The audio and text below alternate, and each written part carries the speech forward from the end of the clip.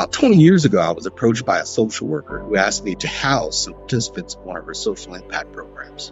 What started as an experiment turned into providing permanent supportive housing to at-risk young adults who were graduating from a felony mental health court diversion program. There are 14 million students in this country who attend a school with a police officer, but no nurse, no counselor, no psychologist, no social worker. That was my first foray into youth behavioral health and really served as an inspiration to create That Could Be Me Foundation.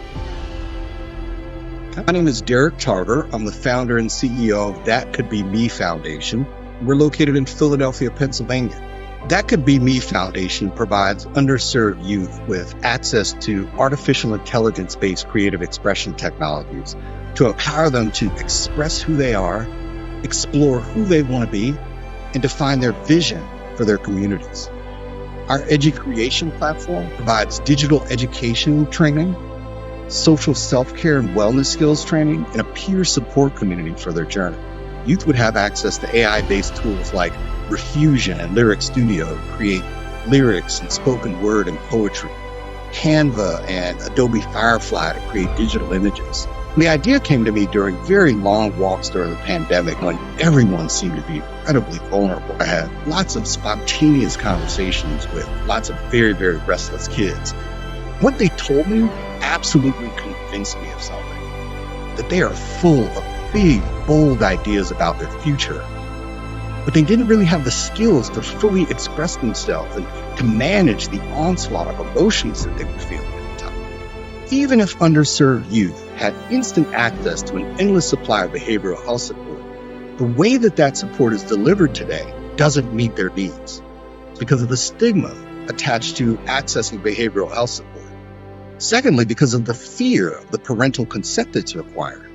And third, because of provider-patient fit issue.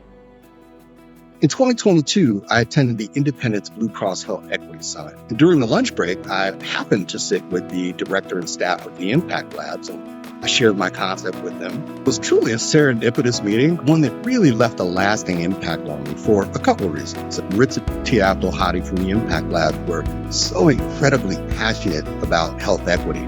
They were really, really passionate about community inclusion. I had just moved to Philadelphia just a few years prior and had a need to get connected into the entrepreneurial and philanthropic ecosystem and saw the Impact Labs as a fantastic way to get connected. I was really compelled to participate in the Accelerator program. I was already running 2 businesses at the time that I applied for the Accelerator. Time constraints were absolutely a challenge.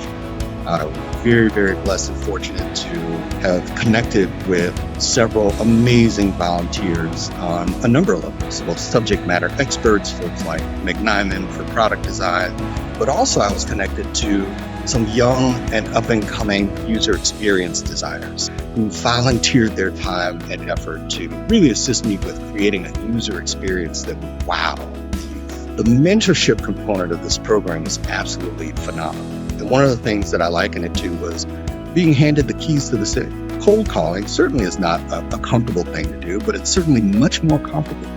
Knocking on doors and cold calling, the strength of the Well City Challenge, the Economy League of Greater Philadelphia, Independence Blue Cross, and Accelerate Health Equity with the wind at your back. The $50,000 grand prize was absolutely transformational for my small nonprofit, but it was actually the connections and the resources that were even more important. Through these connections, I formed an academic research partnership with LaSalle University and Thomas Jefferson University to study the impact that our Creation platform has on youth coping skills.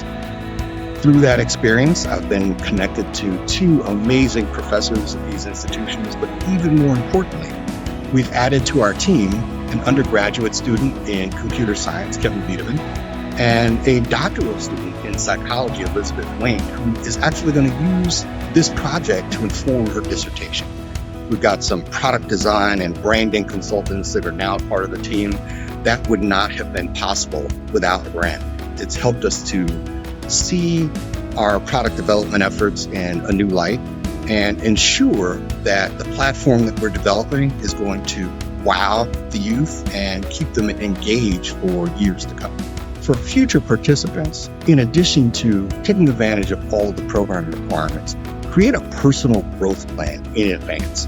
What are those areas that you really feel that you need to work on in order to be successful? It's a small-knit community, and when we say we're here in the city of brotherly love, that comes through in the ethos of the program. The director of the program, Maritza Pedlar, Tia Abdihadi, and the other staff really go out of their way to ensure that this feels like family. Impact Labs is an absolutely critical resource, not just for aspiring entrepreneurs, but for the community as well.